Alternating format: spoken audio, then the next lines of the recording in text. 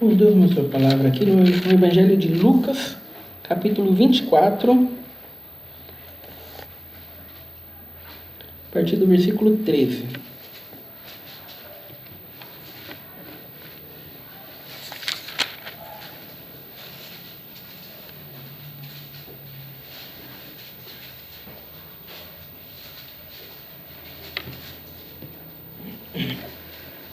Lucas, capítulo 24, a partir do versículo 13.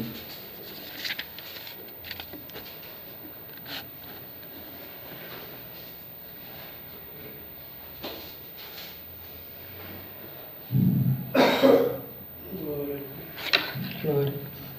Todos já acharam, vamos ler com a guia do seu Santo Bom Espírito. E eis que os dois discípulos a caminho de Emaús. E eis que no mesmo dia iam dois deles para uma aldeia que distava de Jerusalém 60 estádios, cujo nome era Emaús. E iam falando entre si de tudo aquilo que havia sucedido.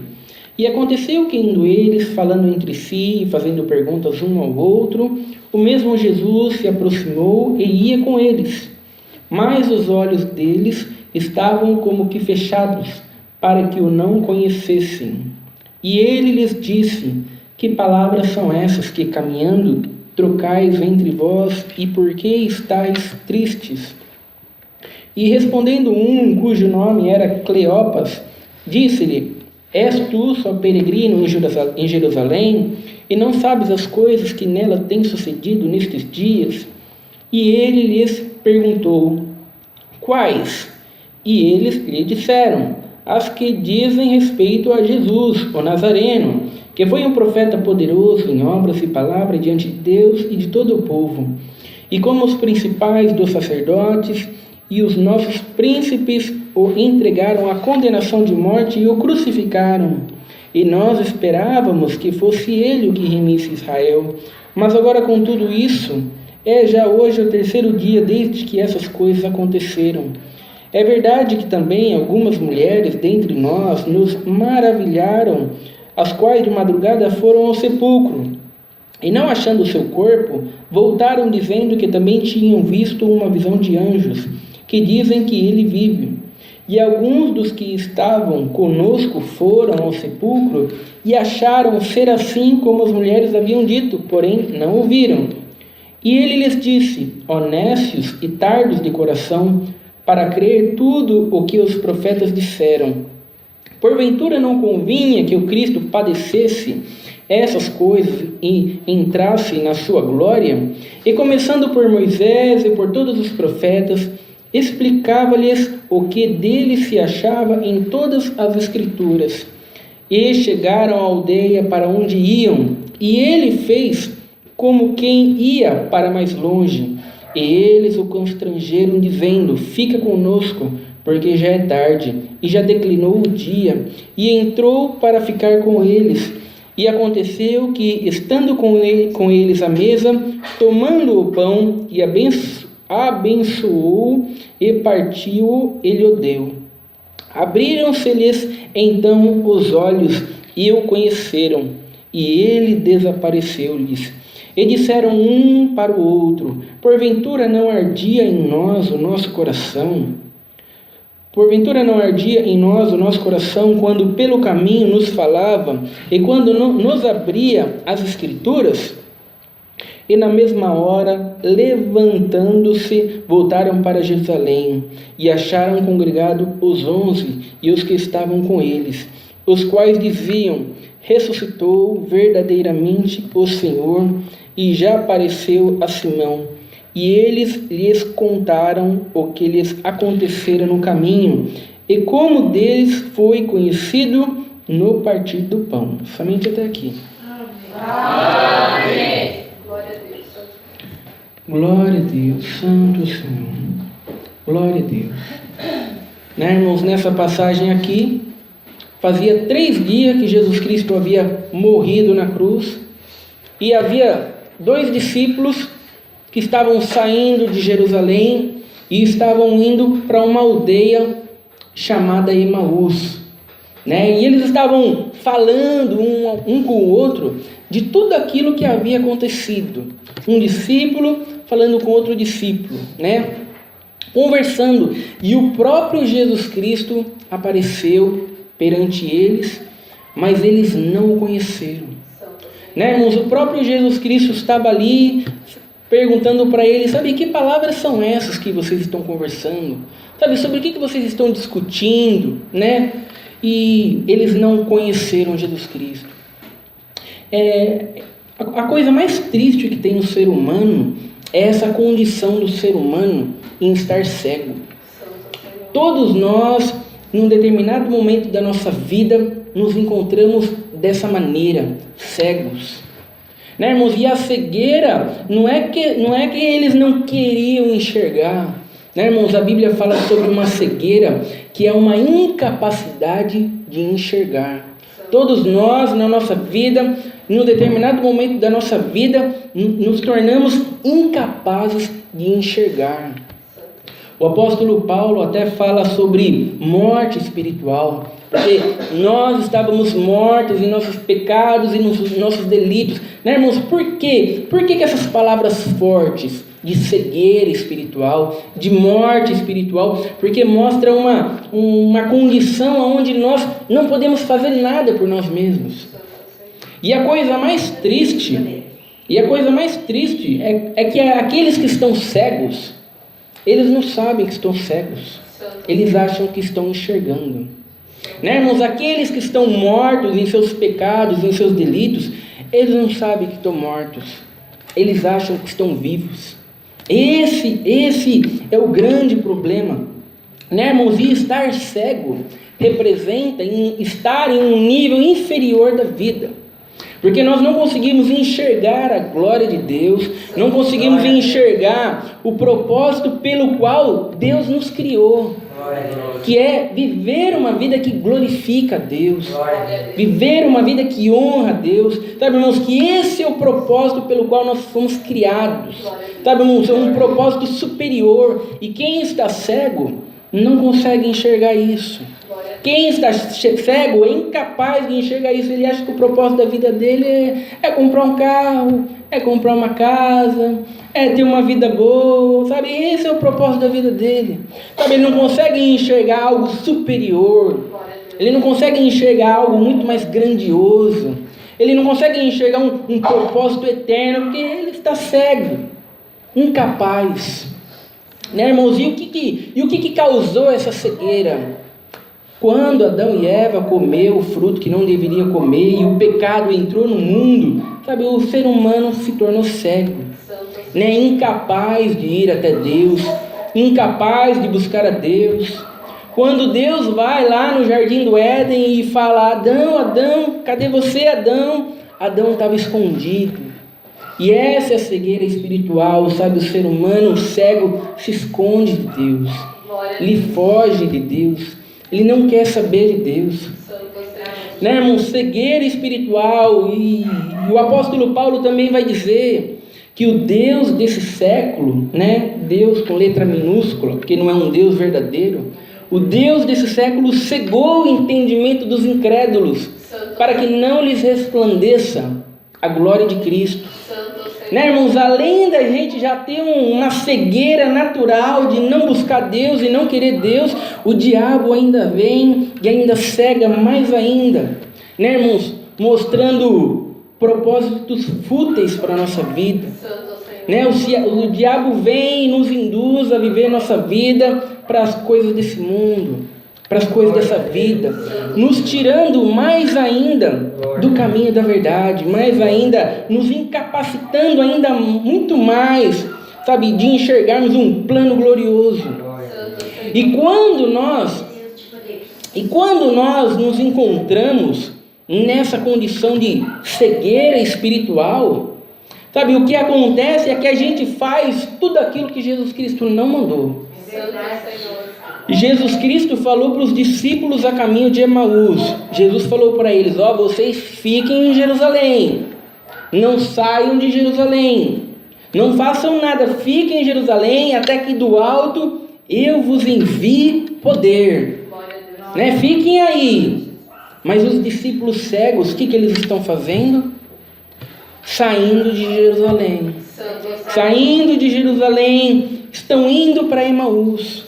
Quantos crentes hoje dentro da igreja não se encontram cegos?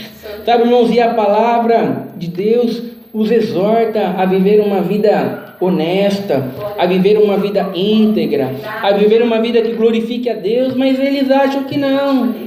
Eles acham que não precisa de tudo isso não. Só precisa congregar alguns cultos, frequentar a igreja e de vez em quando ser uma pessoa, fazer algumas obras de caridade, mas não é necessário, sabe, condição de cegueira espiritual.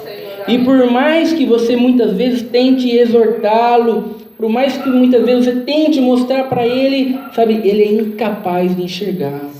Mostra essa incapacidade, sabe, irmãos? Essa é a coisa mais triste da condição do pecado. A incapacidade de enxergar a verdade da palavra de Deus. Sabe, os dois discípulos a caminho de Emaús, eles estavam tristes. Por que eles estavam tristes? Porque eles haviam colocado a sua fé não em Jesus Cristo, mas eles haviam colocado a sua fé naquilo que eles achavam que Jesus Cristo iria dar. Santo Senhor. Né, irmãos? E essa não é a fé verdadeira. Essa não é a fé que salva. Essa não é a fé que vem da conversão, que vem da regeneração, que vem da transformação. Né, irmãos? Quantos crentes hoje não estão fazendo de Jesus Cristo apenas um meio para alcançar um determinado fim? Né, irmãos? Quantos crentes hoje não congregam, mas Jesus Cristo não é alegria, Jesus Cristo não é o prazer, Jesus Cristo não é satisfação, mas Jesus Cristo é um meio pelo qual ele vai alcançar alegria em outra coisa. Jesus Cristo é um meio pelo qual ele vai alcançar alegria na casa própria. É um meio que ele vai alcançar alegria na cura. É um meio que ele vai alcançar alegria na satisfação. Sabe, irmãos, essa é a nossa triste realidade. Crentes congregando, não se alegrando em Jesus Cristo, mas fazendo dele um meio para alcançar um determinado fim. Sabe, irmãos, é como a esposa pedindo dinheiro para o marido para gastar com a amante. Sabe, o marido não é alegria, o marido não é o prazer, o marido não é o contentamento, mas o marido é o meio pelo qual ela consegue dinheiro para gastar com o amante. O amante, sabe, é essa igreja hoje. Jesus não é alegria, Jesus não é a satisfação, Jesus não é o contentamento, mas é o meio pelo qual ela alcança alegria em outras coisas. Isso mostra a cegueira espiritual da igreja dos nossos dias. Sabe, isso mostra o quanto nós estamos andando no caminho oposto daquilo que Jesus Cristo nos ensinou, daquilo que Jesus Cristo nos falou. Sabe, irmãos, e quando nós nos encontramos nessa condição de cegueira espiritual, sabe, o que acontece é que cedo ou tarde a gente quer voltar para Emaús. Sabe, quando nós fazemos de Jesus Cristo um meio para alcançar um determinado fim, cedo ou tarde a gente vai voltar para Emaús.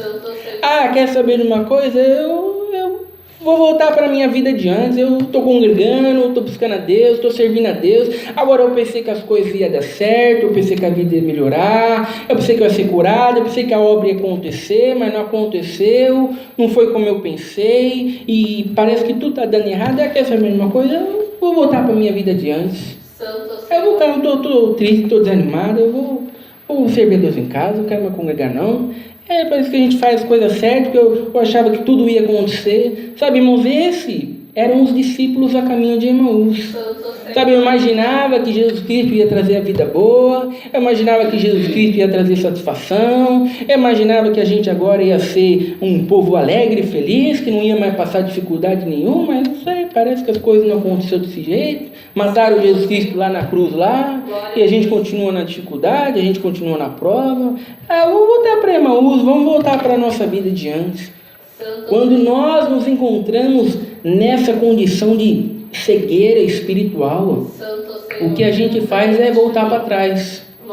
Né, irmãos? Porque fazer de Jesus Cristo um meio para alcançar um determinado fim não faz crentes verdadeiros. Glória a Deus. Não faz verdadeiros adoradores. Santo Senhor. Né, irmãos? E como é que a gente faz para abrir os olhos e fazer com que a pessoa enxergue?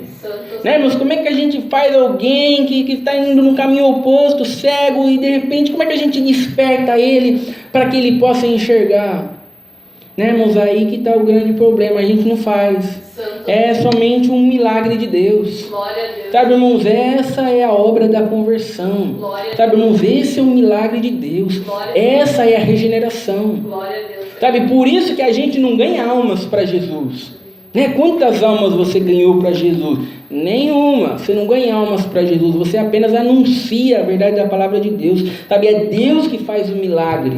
Né, irmãos? É Deus que move as almas. Sabe, irmãos? É Deus que chama e desperta aqueles a quem Deus quer chamar. Sabe, irmãos? E se nós entendêssemos isso, que depende de um milagre de Deus, né, irmãos? Depende de uma obra sobrenatural de Deus. Sabe, irmãos? É como Jesus Cristo falou para Nicodemos. Nicodemos falou: eu sei, Jesus, que você é mestre vindo da parte de Deus. E Jesus falou: não, você não sabe. Ninguém pode ver o reino de Deus se não nascer de novo. Glória a Deus. Jesus está dizendo para ele: você pensa que está vendo o reino de Deus, mas você não está. Você não pode ver o reino de Deus, a não ser que você nasça de novo. Você precisa nascer de novo. Sabe, é uma obra sobrenatural de Deus. Se nós entendêssemos, irmãos, que depende de uma obra sobrenatural de Deus, que é um milagre de Deus, somente Deus pode fazer, as pessoas parariam de fazer culto da bênção, culto da libertação, né, irmãos? E o culto das causas impossíveis, e culto dos casais, e culto para um monte de coisa, e nós começaríamos a pregar o Evangelho. Sabe, irmãos, porque aqueles a quem Deus quer chamar, Deus vai chamar através da pregação do Evangelho. Glória a Deus. Sabe, irmãos, e se Deus vai chamar através da pregação do Evangelho, isso nos estimula a pregar o Evangelho a todas as pessoas. Glória a Deus. Porque por mais que uma pessoa pareça um perdido e, eu acho que esse aqui não vale a pena pregar o Evangelho para ele não, porque esse aqui não quer saber de nada, esse aqui não quer saber de nada. Então, mas não depende de ninguém, depende de Deus. Então, se depende de Deus, isso nos estimula a pregar o Evangelho para todos. Né, irmãos? Porque aqueles que Deus quer chamar, Ele vai chamar. Glória a Deus. Né, irmãos? Jesus estava lá falando com eles, mas eles não o conheceram. Né, irmãos? Quantas vezes a palavra de Deus fala com as pessoas e muitas vezes elas não conhecem a palavra de Deus. Quantas vezes Deus está falando com elas, mas elas não estão enxergando. Sabe, irmãos? Quantas vezes Deus está mostrando para elas o caminho correto, mas elas não estão enxergando. Por causa de uma incapacidade, estão cegos. Sabe, precisa de muito mais do que um simples estímulo. Né, irmãos? Precisa de uma obra de ressuscitação. Sabe, irmãos, é como Jesus Cristo falando com Lázaro. Lázaro não precisava de alguns estímulos. Não, Lázaro precisava ressuscitar. Sabe, irmãos, ele precisava ressuscitar. Ele estava lá fedendo já há 4 dias morto. Sabe, irmãos, mas ele ressuscitou quando ele ouviu a palavra. Essa é a obra sobrenatural de Deus, que Deus tem que fazer na nossa vida, para que nós possamos entender, sabe, irmãos, a grandeza da verdade da palavra de Deus, e possamos viver uma vida de acordo com a palavra de Deus. Glória a Deus, Senhor. Não depende de fazer alguns atos de caridade, não depende de fazer algumas pequenas mudanças na nossa vida, de ser bom, não, depende de uma transformação, de um mover de Deus dentro do nosso coração. Glória a Deus, Senhor. Sabe, irmãos, por isso que é tão grandioso a conversão. Glória a Deus. Porque é uma obra que somente Deus pode fazer, não a nossa capacidade. Sabe, irmãos, e é por isso que, se Deus fez isso na nossa vida, Deus fez isso na nossa vida não por merecimento. Porque os discípulos a caminho de Emaús, eles não estão fazendo nada para merecerem ter os seus olhos abertos. Sabe, irmãos, eles estão fazendo o oposto daquilo que Jesus Cristo ensinou. Mas eles eram verdadeiros discípulos.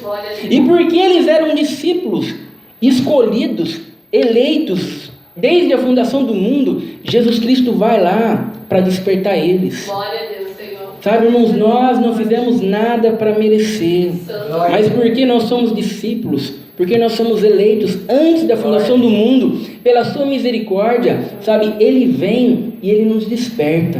E cada dia mais, pela sua palavra, Ele nos desperta. Ele vai abrindo os nossos olhos para que nós venhamos a enxergar a verdade da sua palavra. Glória a Deus, Senhor.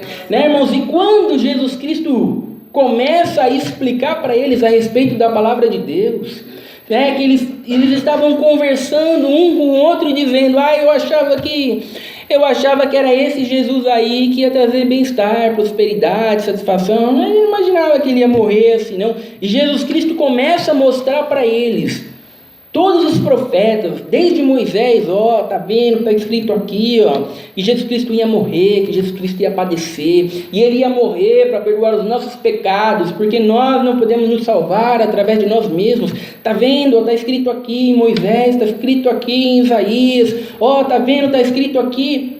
O que vai acontecer é que a palavra de Deus fala que o coração deles ardia, né, irmãos? O coração deles fervia. Né, irmãos, a verdade, eles não estavam apenas ouvindo a verdade da palavra de Deus, irmãos. A verdade da palavra de Deus estava fervendo em seus corações. Sabe, irmãos, hoje falta isso em nós. Tem muita gente apenas ouvindo a palavra de Deus, mas a verdade da palavra de Deus não ferve dentro deles, irmãos. Não arde, não move o coração deles. Sabe, irmãos, muitas vezes nós estamos pregando coisas grandiosas, coisas maravilhosas, e as pessoas estão dormindo.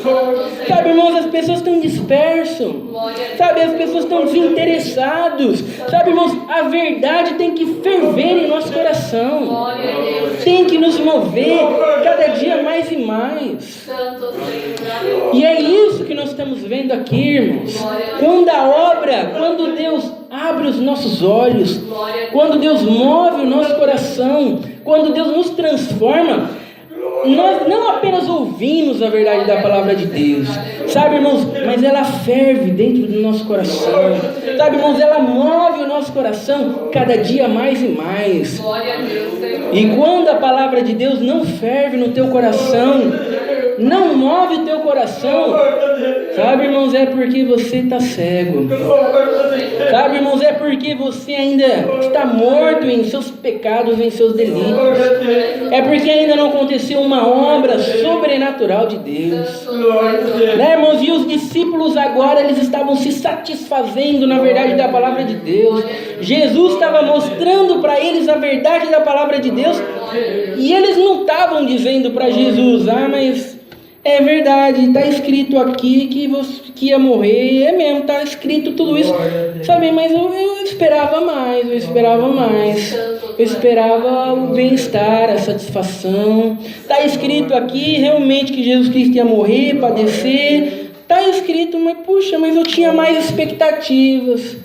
Sabe, esses são os crentes hoje, irmãos. Os crentes hoje, você mostra a verdade da palavra para eles, e mostra a grandiosidade da palavra para eles, e eles falam: mas eu esperava mais, eu esperava um bem-estar. Sabe, eu venho para a igreja, Jesus é maravilhoso, mas eu não esperava vir na igreja e ouvir só sobre Jesus, não. Eu esperava ouvir se o meu problema vai ser resolvido, se eu vou ser curado, se as bênçãos vão vir. Essa é a realidade da igreja hoje. Sabe, irmãos, a verdade tem que nos satisfazer. Sabe, irmãos, não dá para crer no evangelho e mais alguma coisa. Sabe, a verdade tem que ferver no nosso coração. Irmãos, e quando a verdade ferveu no coração deles, e no partir do pão eles conheceram Jesus Cristo, naquele momento eles ganharam convicção. Agora a gente sabe o que tem que fazer. A gente tem que voltar para Jerusalém. Vamos voltar para Jerusalém correndo. Sabe, irmãos, eles voltaram para o caminho. eles voltavam para a direção. Sabe, quando nós enxergamos a verdade da palavra de Deus, aí sim nós conseguimos viver uma vida que glorifica a Deus. Glória a Deus, Senhor. Sabe, irmãos, porque não é a santificação que nos leva a Jesus Cristo, é Jesus Cristo que nos leva a uma vida de santificação. Sabe, irmãos, Ele nos conduz a caminhos verdadeiros que glorificam a Deus. E agora que os olhos deles foram abertos por Jesus Cristo, eles sabiam exatamente o que fazer.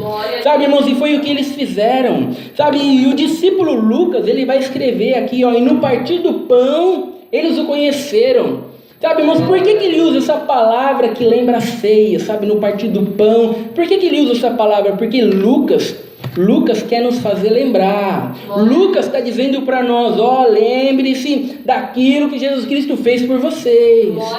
Lembre-se daquilo que Jesus Cristo fez por você.